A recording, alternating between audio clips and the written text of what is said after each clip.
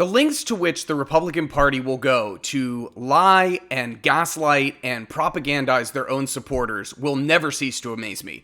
Nothing really surprises me about the Republican Party at this point, but this is next level. So JD Vance, the smoky-eyed sociopath, decided to come to my home state of North Carolina and lie to a bunch of MAGA mouth breathers in Rocky Mount. Here, let's take a look, and then I'll have a couple of things to say afterwards. Joe Biden left us in a terrible situation, and the reason why gas prices are where they are today is because of Donald Trump's work to get them lower, because in the Biden administration, they were crazy high.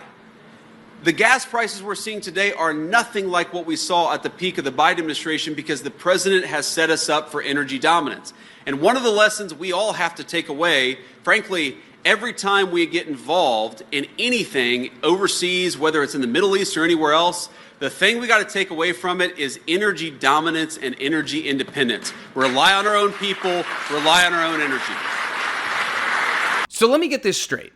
The reason that gas prices are high right now, even though they're actually lower than what they were at the peak under Joe Biden, is actually because of all of the great work that Trump's doing. What?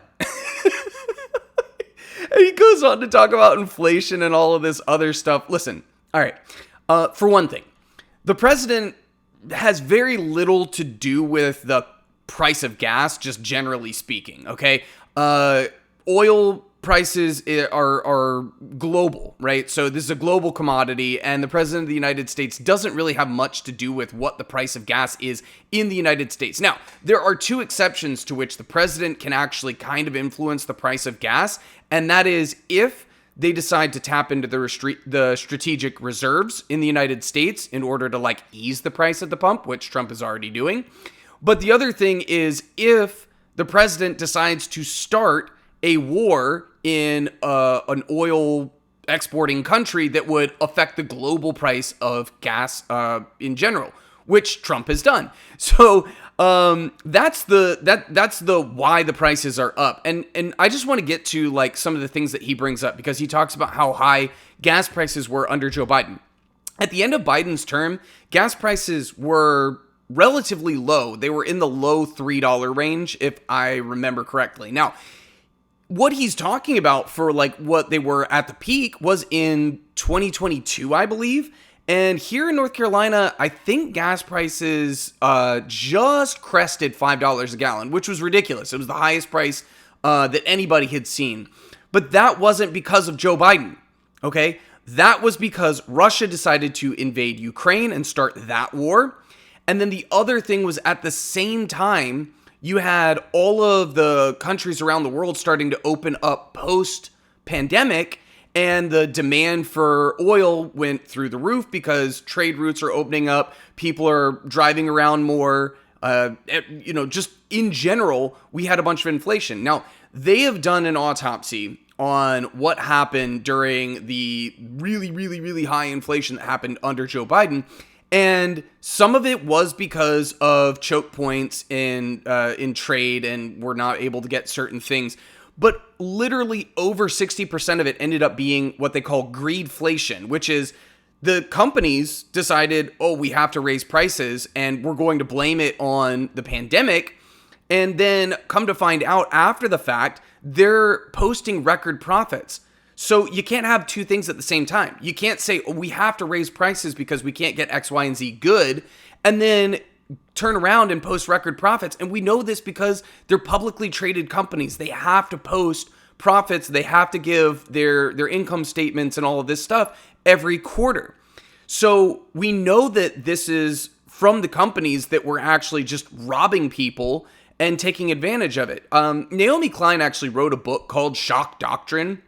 And this essentially is what happened here. It's never let a crisis go to waste. We have a chance to raise prices on everybody and make tons and tons and tons of money from doing so. So we're going to raise prices and blame it on, it's the supply chain. We can't get these things. That's why we have to charge more. That is where a lot of the inflation under the Biden administration came from. But I want to get back to JD Vance and him talking about this. At what point At what point does this become Trump's economy and Trump's problem? Like, we're over a year into it now. And no matter what, if it's something that makes Trump look bad, it's Biden's fault. If it's something that makes Trump look good, it's we did all these things, we're the greatest ever. It's so shameless. And in order to work for this man, you have to literally have no morals. You have to be utterly, completely shameless and believe in absolutely nothing. And JD Vance is the number one poster boy of doesn't believe in anything. He has changed his name 3 times. He has changed his religion 3 times. Like, he grew up evangelical and then he decided he was kind of atheist and now he's Roman Catholic again.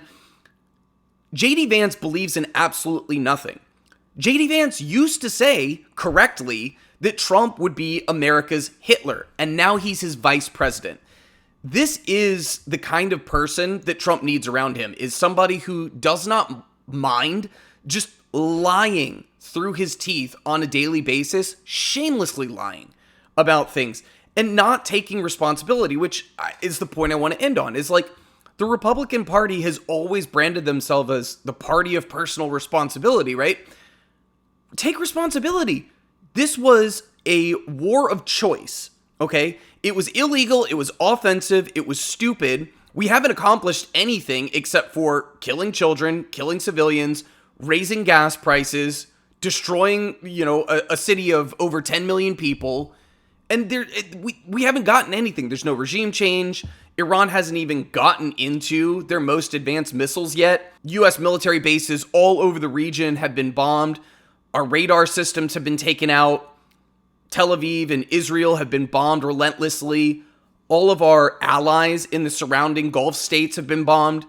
This is a war of choice, and the effect of it is everything has gotten more expensive. Not just, the fact that like we're killing people and we're destroying buildings and we're destroying an entire region. The prices are going up because Trump and Netanyahu decided that they were going to offensively, illegally, unprovoked attack a country that never attacked us. And so, like I said, I think it's so rich that JD Vance trots out and like he's the most unelectable, like no riz, no charisma, like just saunters out and I can't believe people clap for this. Like, yeah, Joe Biden was the worst, even though prices have been going up. Like, I literally remember putting gas in the rental car when I was in Georgia, like, a couple weeks ago, 3 weeks ago. And it was like $2.70 a gallon. And now in North Carolina, it's like $3.60 or $3.70 a gallon. So it's gone up almost $1 a gallon in less than a month. But this is Joe Biden's fault. Guys, it's not Trump's fault, and actually it's a good thing because, we wouldn't be where we are today without the great work of Donald Trump. Jesus effing Christ. Anyway, guys, like I said, I found this funny. If you made it this far, make sure you like the video, subscribe to the channel. I'll bring you more updates on the war and the ridiculous things that the Republicans are trying to do in order to twist themselves into pretzels to say that, like, things are going great even when they're not.